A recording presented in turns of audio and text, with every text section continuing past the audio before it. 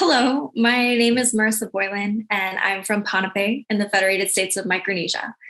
And so I think that growing up in Micronesia has undoubtedly shaped who I am and how I figured out what I want to do and where my passions lie. And so, just a little bit about Ponape. It really is a place of natural beauty, and it has such a vibrant culture where one's family really extends as far as you can make it. You just choose who's your aunt and your uncle, and even cousins, and up to siblings. Even people have chosen family all over the place.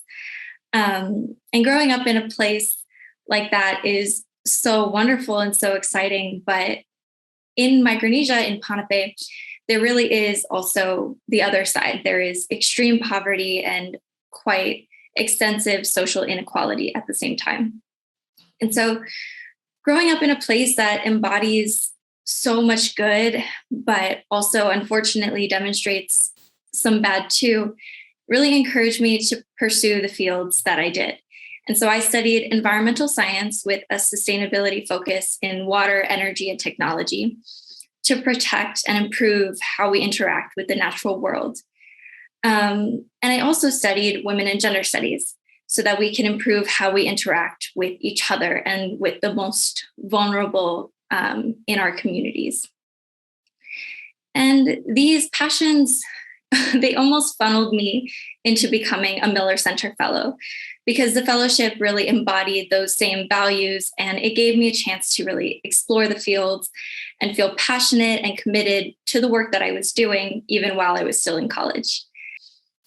And while still a student at Santa Clara University, I took Dr. Stephen Carroll's grant writing class. Dr. Carroll recommended me for the internship with 1951 Coffee, which is a nonprofit based in Berkeley, California. And 1951 had set up their internship through the Miller Center. And so I was able to connect with everyone through that. And I was very fortunate to be selected as their intern for this summer. And 1951 Coffee operates within the specialty coffee industry, and they run a gorgeous cafe in Berkeley, right near the UC Berkeley campus. But they don't just do coffee, they do coffee with a purpose. So specifically, they run a barista training program that serves refugees that have been newly relocated to the Berkeley area. Because when refugees are first relocated to the United States, they often find themselves really struggling, because not only did they have to flee their home country, but they've also had to live without the stability of having a solid home base for years. The average time that it takes a refugee to be resettled after fleeing their country is 17 years. And so that's a huge chunk of time to be missing work experience and education opportunities that are considered valid and are documented. There's a lot stacked against refugees. And once they are finally settled in the United States, each refugee is given $1,000 to get their life established. That money is supposed to last them for 6 months. And in that 6 months, the money is supposed to cover all of the essentials. So rent, food, transportation, clothing, and absolutely everything else, which, especially for anyone living in California, in the Berkeley area, and really anywhere in the US, that's simply not enough money. It's not going to get you by. And so refugees are supposed to hit the ground running, and they're supposed to start and have a job so quickly to be able to afford basic necessities. And so 1951 really aims to help solve some of that and take away some of those initial barriers. And their barista training program really offers a new way for people to get into the workforce right off the bat. And so it helps them by training them and giving them the skills that they need to work within the specialty coffee industry. And it also gives them access to a community of other refugees and of people who aren't judging them and aren't afraid of them, and who are really welcoming them with open arms.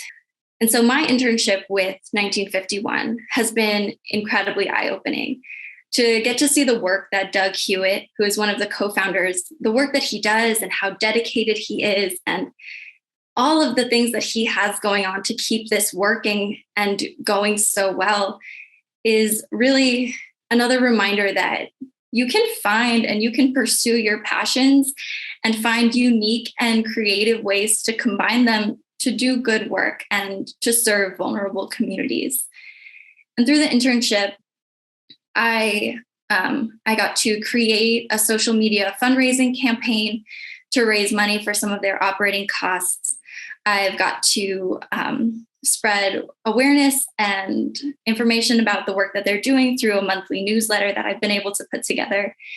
And I've also been able to work on some grants, applications, and letters of interest to help secure more funding for 1951. I was very fortunate to work on and very excited to get to announce in this upcoming newsletter that the Wells Fargo community grant was just achieved. And that's another $15,000 that 1951 gets. So I was very excited to be able to have worked on that and for that to have come through. So we're very, very thankful. I'm really honored to have been able to work with a social enterprise that's doing so much good work to help a group of people that is being consistently let down. And the testimonies of graduates from 1951 Coffee Company are so inspiring. Working with the Miller Center in this specific internship experience and in my experience as a fellow honestly transformed my life. And it opened up so many doors for me and for my future. And it taught me how to look at my passions as not just personal things, but as things that I can do to give back and to serve my community and as many communities as I'm able to reach.